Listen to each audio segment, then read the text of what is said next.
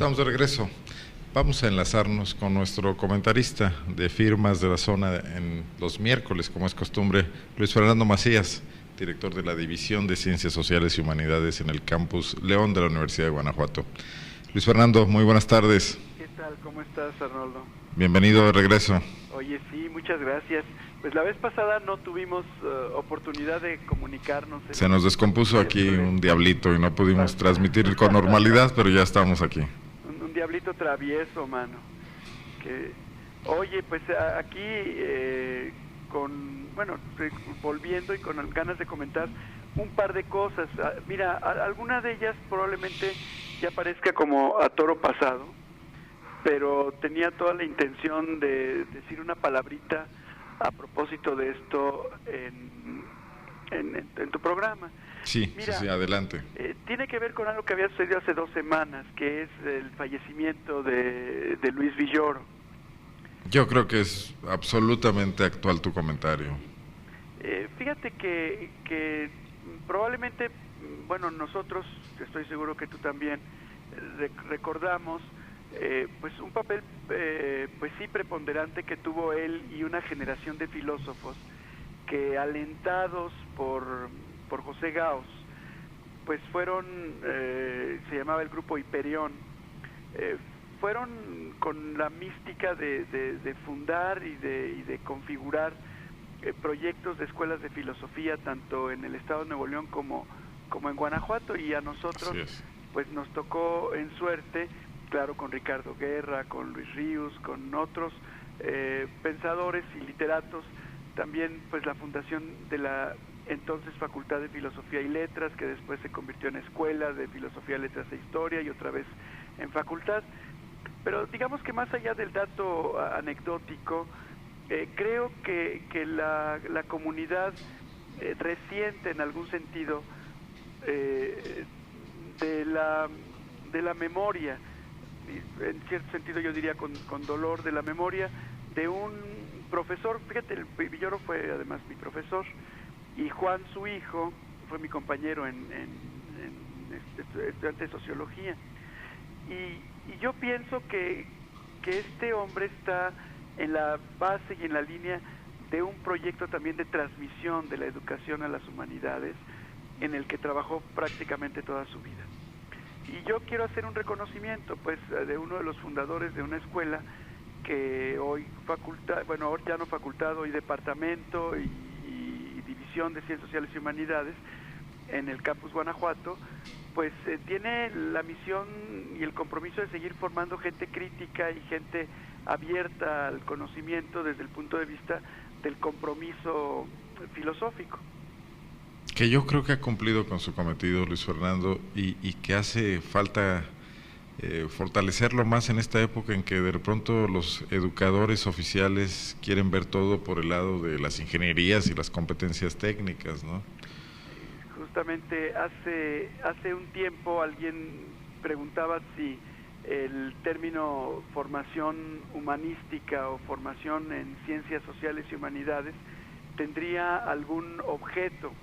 Yo tomo un poco el ejemplo de Villoro, que, comprometido con el saber filosófico, de todas maneras no dejó de ser uno de los principales de las principales voces críticas y oportunas en ciertos momentos de la fundación de espejismos y de mitos del pensamiento oficial mexicano.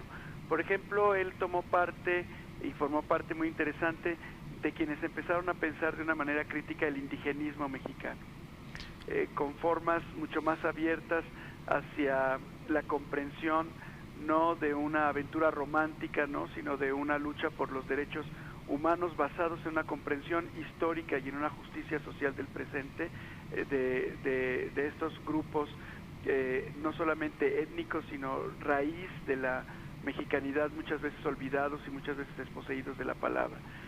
Él mismo formó parte de la junta directiva de algunas universidades importantes, incluyendo la UAM, y fue de los profesores fundadores de este proyecto. Fue en su momento un crítico importante a los extremismos radicales de izquierda, sobre todo a los llamados enfermos en la radicalización de una parte del movimiento estudiantil en el norte del país, en Sinaloa, pero que también permeó en otros lugares. Y sin embargo no dejó de ser un amante de la filosofía kantiana y un difusor muy importante de sus contenidos en la universidad, pues prácticamente hasta el fin de sus días.